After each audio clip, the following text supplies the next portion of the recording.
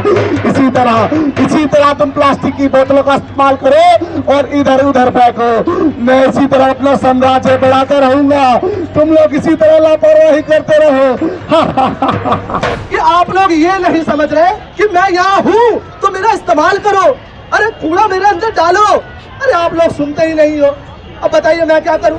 मैं हूँ कूड़ादान, मैं हूँ कूड़ादान, मैं हूँ कूड़ादान, मैं हूँ कूड़ादान, मुझमें कूड़ा डालना आपका है काम। हम लोग लक्ष्य की तरफ से हैं, यहाँ इस महाकुंभ में सफाई पे सहयोग कर रहे हैं। RRR फार्मूले पे हम लोग काम कर रहे हैं। ज़्यादा से ज़्यादा हमें यदि सिंगल यूज प्लास्टिक है तो उसे हमें नहीं यूज करना चाहिए। उसका यदि पेट बॉटल्स है तो उसे हमें रिसाइकल करके सही जगह पहुंचा के रिसाइकल करवा के फिर से हमें उपयोग पे लाना चाहिए।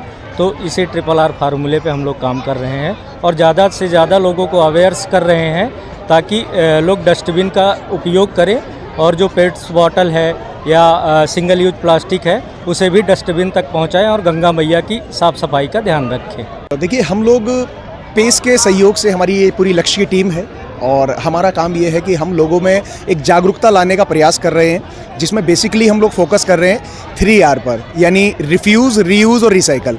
यानी जितनी भी पेट बोटल्स हैं या सिंगल यूज़ प्लास्टिक है, या तो हम इन्हें बिल्कुल रिफ्यूज़ कर दें, इनका इस्तेमाल ना करें। अगर किसी कारण से हम इनका इस्तेमाल कर लेते हैं तो उसे मल्टीपल टाइम हम यूज़ करें ताकि नई सिंगल यूज़ प्लास्टिक को इस्तेमाल करने की ज़रूरत ना पड़े।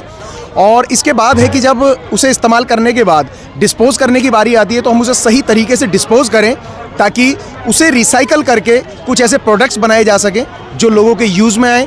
और ये जितनी भी सिंगल यूज़ प्लास्टिक है या पेट बोटल्स हैं, ये हमारे पर्यावरण को नुकसान ना पहुंचाए। और भी इधर फेंक देते हैं। मुझे बड़ा आनंद आता है वो लोग ऐसे करते हैं तो इसी तरह हमारी सनातन का सबसे बड़ा महापर्व है।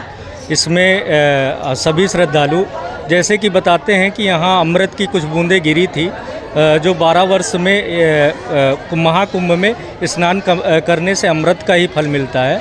तो हमारे लिए एक आस्था का विषय है, इसीलिए हम लोग ज़्यादा से ज़्यादा श्रद्धालु और हम लोग भी इस महाकुंभ में स्नान करने के लिए आते हैं। जैसे कि हम लोग मौनी अमावस्या का स्नान करने के लिए घर से निकले थे सुबह प्रातः काल पे, तो उस दिन भी देखा था बहुत सारी भीड़, बहुत सारे साधु संत स्नान करने के लिए।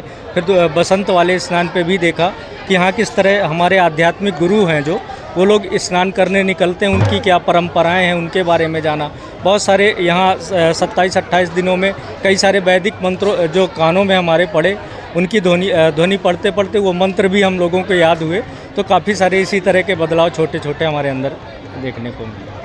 देखिए, मेरे विचार में अगर आप देखेंगे महाकुंभ को, तो मेरे हिसाब से महाकुंभ जो है वो एक नकारात्मक ऊर्जा को ना सकारात्मक ऊर्जा में बदलने का एक महापर्व है, जहाँ पे आप पूरे जीवन में जो भी आप कार्य करते हैं नकारात्मक ऊर्जा लोगों से आप लेते हैं, यहाँ आकर वो एक सकारात्मक ऊर्जा में बदल जाता है। जब आप जहाँ से भी निकलेंगे साधु संतों की वाणी आपके कानों में जा रही है, कुछ ऐसे मंत्रों का उच्चारण कहीं ना कहीं आपको सुनने को मिल रहा है जो आपके अंतरात्मा को परिवर्तित कर रहा है।